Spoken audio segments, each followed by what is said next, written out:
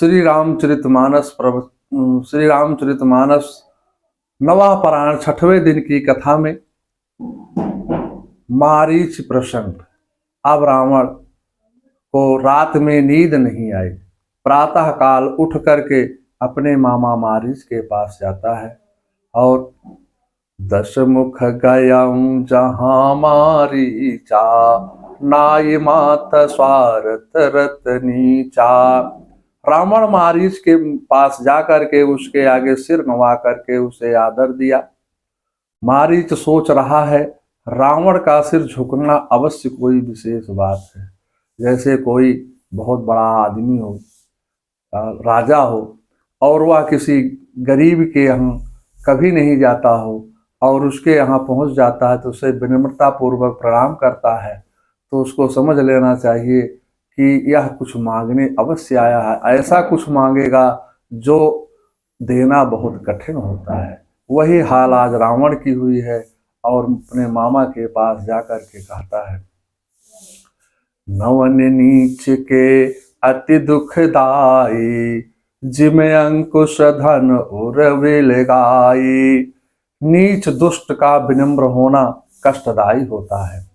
यदि दुष्ट झुकता है तो समझ लो उसके मन में भयंकर दुष्टता उभर रही है। जैसे अंकुश, धनुष, सर्प और बिल्ली जितने झुकेंगे उतने ही खतरनाक होंगे। रावण कहने लगा, मैं तुम्हारे पास एक आवश्यक कार्य से आया हूँ। जो 2 तपस्वियों ने आकर के पंचवटी पर हमारी बहन सुपर्णखा को नकटी बना करके खरदूषण त्रिसरा को 14,000 राक्षसों सहित मार दिया है। मुझे उनको ईंट का जवाब पत्थर से देना है। रामो निरपराध मन्ये राक्षसान भीम विक्रवान, खरम चाहत्वं विपिने सुखमास्ते अति निर्भया।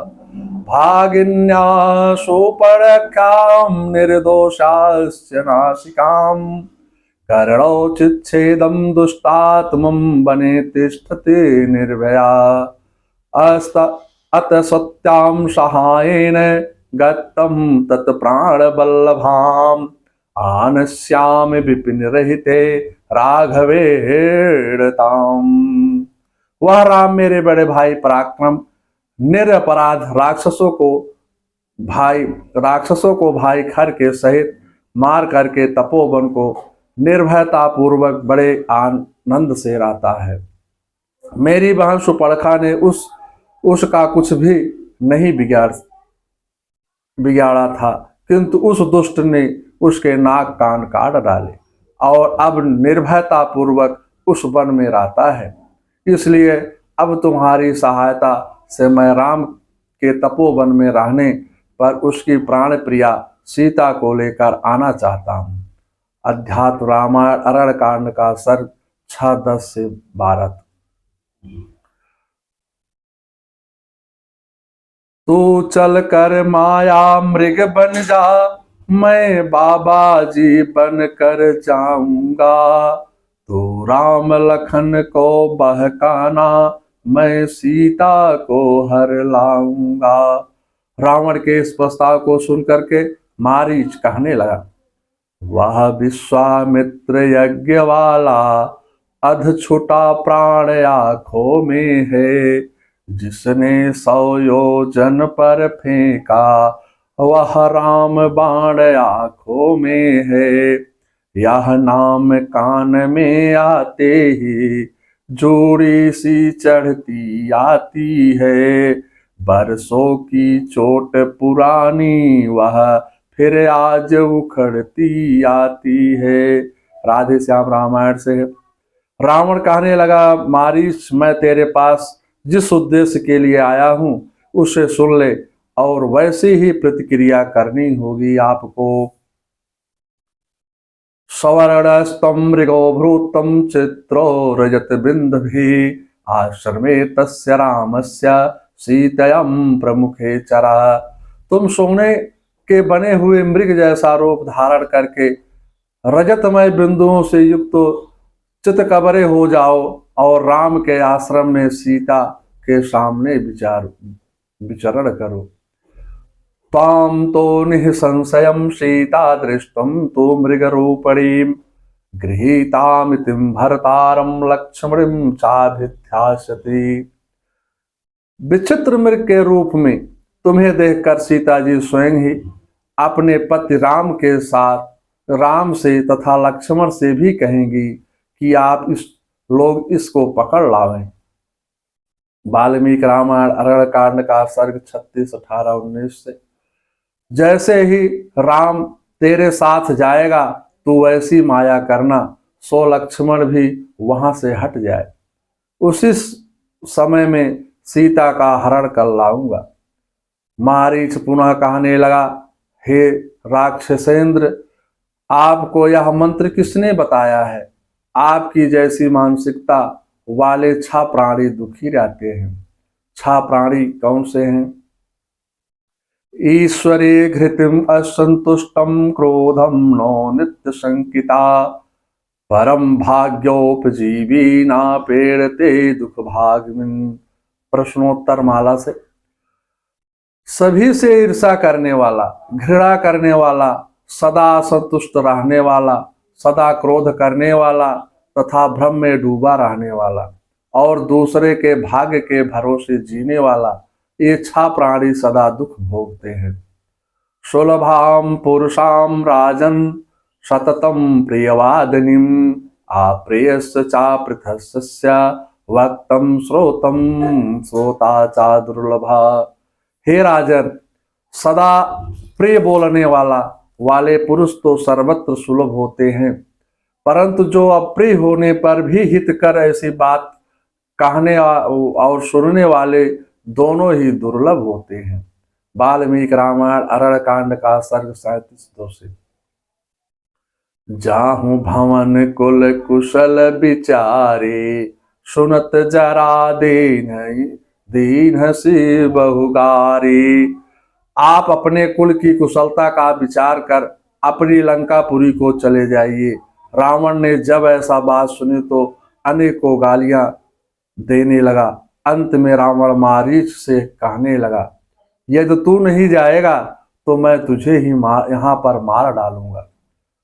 परमात्मा यदा रामं प्रार्थितो ब्राह्मणाखिलम् माहन्तु मनुष्यो भूतं यनादि समागतः करिष्यांत चिरादेवं सत्य संकल्प ईश्वरम अतो अहंतस्या सीता माने स्वयमेव राघवात। यदि ब्रह्मा की प्रार्थना से परमात्मा ही राम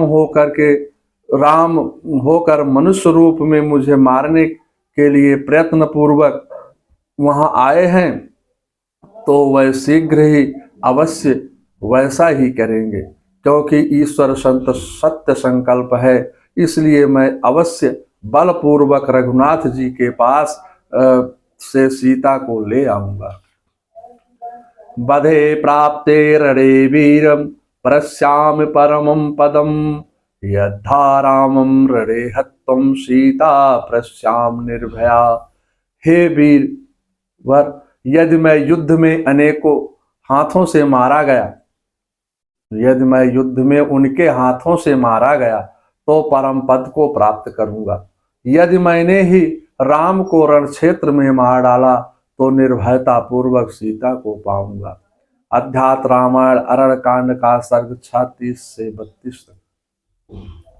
मारीच सोचने लगा, यदि मैं इसके विपरीत चलूंगा तो यह मुझे मार देगा। इससे तो अच्छा है कि श्री राम के हाथों से ही मरकर मुक्त हो जाऊं। अब मारी सोच रहे हैं कि मरना तो हमारी मृत्यु तो निश्चित है। रावण के हाथ से भी अगर नहीं जाता हूं तो रावण के हाथ से मरूंगा, अगर जाता हूं तो राम के हाथ से मरूंगा। इसलिए मन में विचार कर लिया, संकल्प कर लिया कि अगर मरना है तो मैं श्री राम के हाथों मरूंगा, क्योंकि उनके हाथों से मरने पर हमारा वैकुंठ हो जाएगा। वैसे भी 9 व्यक्तियों से बैर नहीं करना चाहिए। तब मारीच हृदय अनुमाना न वही विरोधे नहीं कल्याणा। सत्री गर्मी प्रभु सठ धनी वैद्य बंद कवि भान सुगुनी।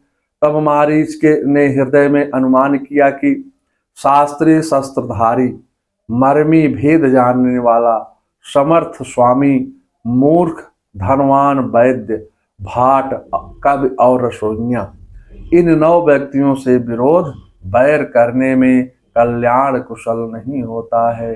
प्रेम से बोलिए जय श्री राम।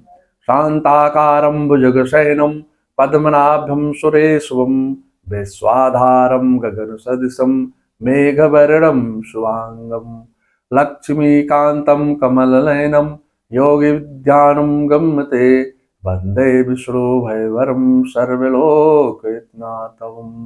साशङ्खचक्रं साकिरीटकुण्डलं शपीतवस्त्रं सरसीहरक्षणं सारवक्षम् हस्तलवश्रिया नमामि विष्णु शीर्षा चतुर्भुजम्।